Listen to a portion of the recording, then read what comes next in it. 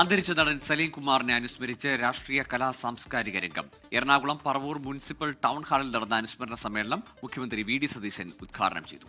കുടുംബത്തിൽ നിന്ന് ഒരാളെ നഷ്ടപ്പെട്ട വേദനയാണ് എന്ന് മുഖ്യമന്ത്രി പറഞ്ഞു. ചിരിയും ചിന്തയും ബാക്കിയാക്കി സലീം കുമാർ യാത്രയായി.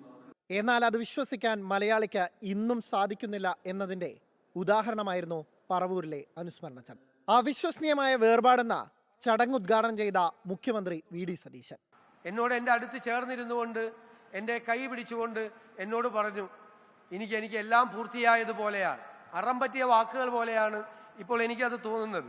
ജീവിതത്തിൽ എല്ലാം പൂർത്തിയായതുപോലെ തൻ്റെ ഒരു സുഹൃത്തിന് ജീവിതത്തിലെ ഏറ്റവും പ്രധാനപ്പെട്ട ഒരു സ്ഥാനം ലഭിച്ചപ്പോൾ അത് തൻ്റെ ജീവിതത്തിലെ ലക്ഷ്യങ്ങളെല്ലാം പൂർത്തിയായി എന്ന് വിശ്വസിക്കുന്ന ഒരാളെ നമ്മൾ സുഹൃത്തെന്ന ചെറിയ വാക്കിൽ ഒതുക്കി നിർത്താൻ പറ്റുമോ എന്നാണ് ഞാനിപ്പോൾ ആലോചിക്കുന്നത്. പ്രായത്തിൽ മൂത്തതെങ്കിലും മഹാരാജാസിൽ ജൂനിയറായി എത്തിയ സലീം കുമാർ ഇന്നും ടിനി ടോമിന്റെ ഓർമ്മയിലുണ്ട്. സലിയപ്പൻ എന്ന് പറയുന്ന ഒരാള് ഞങ്ങളുടെയൊക്കെ ഹൃദയത്തിലുണ്ടാവും. കാരണം അത്രയും ഓർമ്മകൾ, പറയാൻ ഒരുപാട് കാര്യങ്ങൾ, തമാശകൾ മാത്രമേ ഓർക്കാനുള്ളൂ. ഒരുപാട് ഓർമ്മകളുണ്ട്. ഭൗതികമായിട്ട് ഹ്യൂമറിനെ എങ്ങനെ കാണണമെന്ന് കണ്ടുപിടിച്ച ഒരു മനുഷ്യനാണ് അദ്ദേഹമാണ്. നമ്മൾ ചെയ്യുമ്പോൾ വെറും ഒരു തറ കോമഡി അല്ല, ഭൗതികമായിട്ട് ചെയ്യണമെന്ന് പറഞ്ഞു പഠിപ്പിച്ചത്.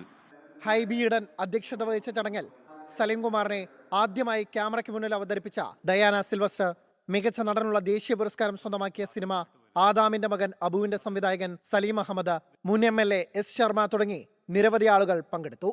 24 കൊച്ചി.